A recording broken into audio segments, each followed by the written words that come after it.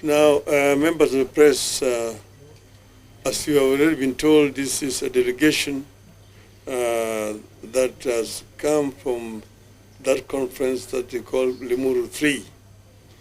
I'm accompanied here by one of my deputies, Honorable Wikis Ambesa Paranya, and I'm also here with the deputy chairman of our party, Governor Simbarati, and there are several other honorable members of parliament of ODM who are here.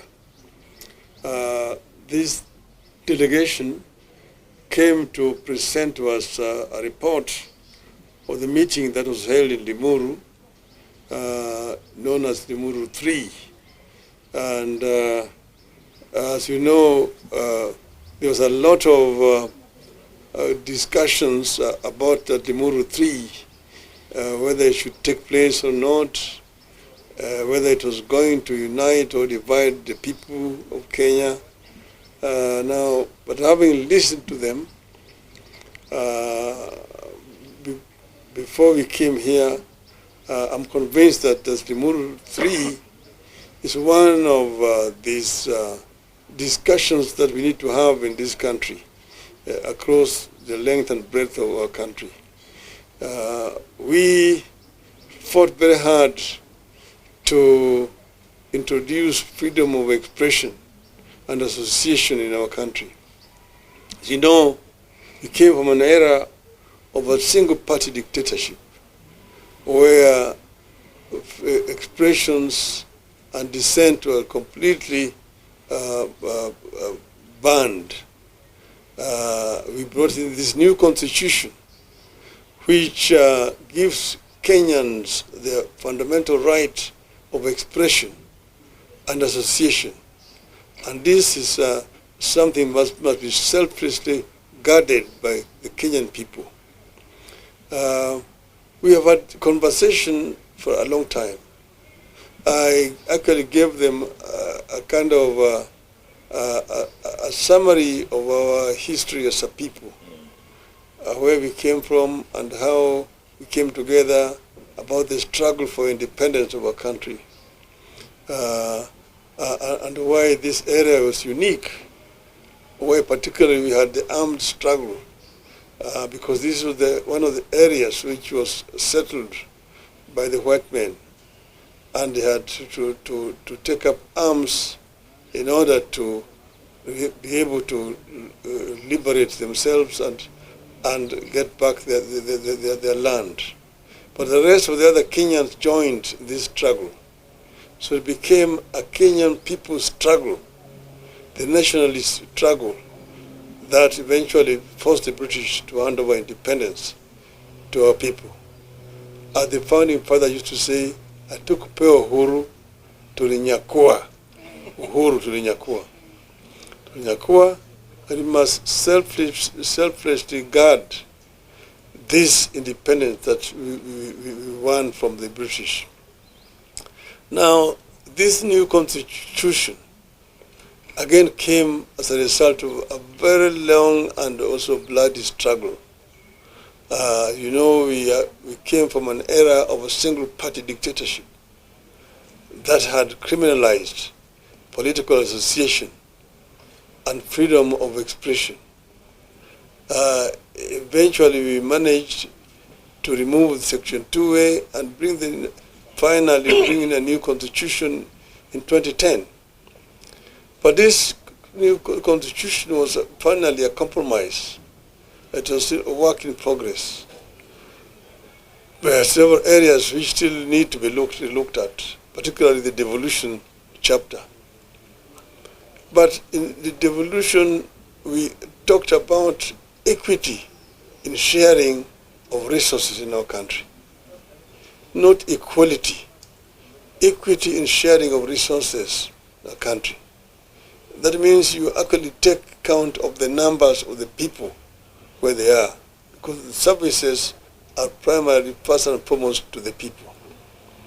So one of the points that was discussed extensively during these deliberations in Limuru, according to information that we now have is this issue of resource sharing of our country.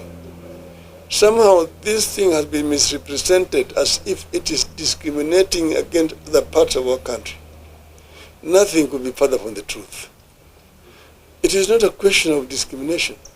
We want to ensure that each and every Kenyan gets a fair share of resources created by our sweat. This is what it is.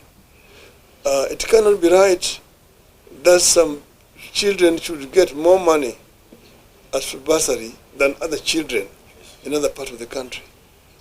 And I think this is a conversation which, if we have it openly, in a open dialogue, we'll be able to convince majority of our people that this is the right way to go. And that's why in the PBI, we had proposed it. We proposed it, some people don't want to hear it. But we want to ensure that each and every Kenyan is fairly treated, equally treated. And that's why we're saying, you agree with this phrase that is one man, one vote, one shilling.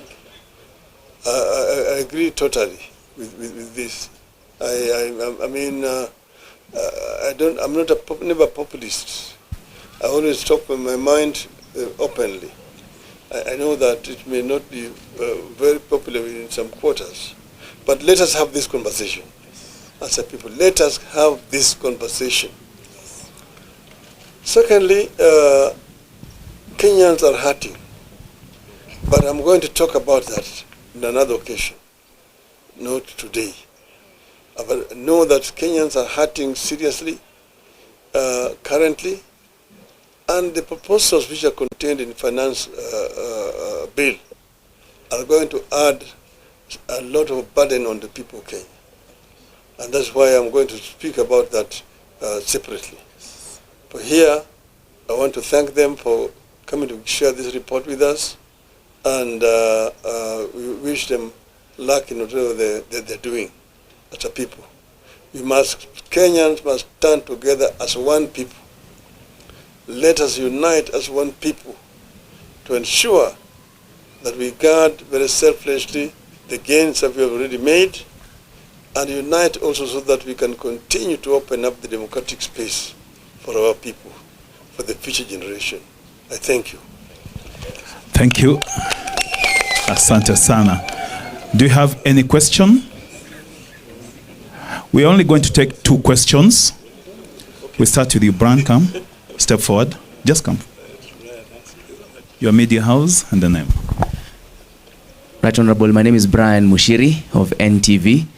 On the issue of one man, one vote, one shilling, and a day or two ago, Honorable Jeremiah Kioni came out to say that Deputy President Rigathi Gachagua has now seen the light on this push of one man, one vote, one shilling.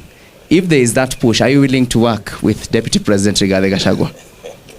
Well, I'm working with everybody in this country.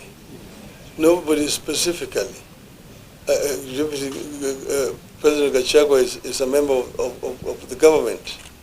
And as you know, yesterday, the government pledged that they are going to support my bid for AU. And I said, Hewala. I thank them. So he is seen the light. His soul was now become a Paul. Thank you very much. Okay, last one. Your Excellency, my name is Apollo TV47. Yesterday you spoke about some friends who came to you in your AU quest. Does the friends include former President Uhuru Kenyatta? Quest for AUC. Friends are friends. Friends are friends. And he approves 100%. Maybe the last one. Thank you. My name is Vincent Mumo from Citizen TV. I know you said you will address this in a different forum, but Kenyans are really eager to hear the official statement or the official position of the ODM party on the finance bill. and also the strategy that ODM is going to employ in the parliament, because that is where the real struggle is. Thank you. We have leadership in parliament. They are going to talk about the strategy that they will deploy. But I would say that I'm going to talk about that issue at another forum. Okay. Thank you. Asanteni sana. Okay.